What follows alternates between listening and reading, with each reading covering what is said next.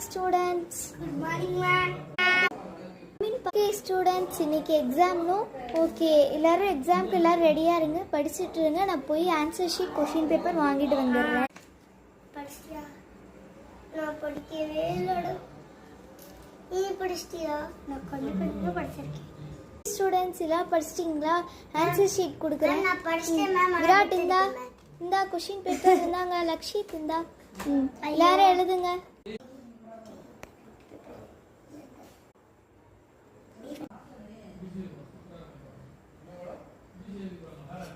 Students எல்லாம் paper கொடுங்க. Okay students பாய். நான் வந்து நாளைக்கு உங்களுக்கு கரெக்ட் பண்ணி கொடுக்குறேன்.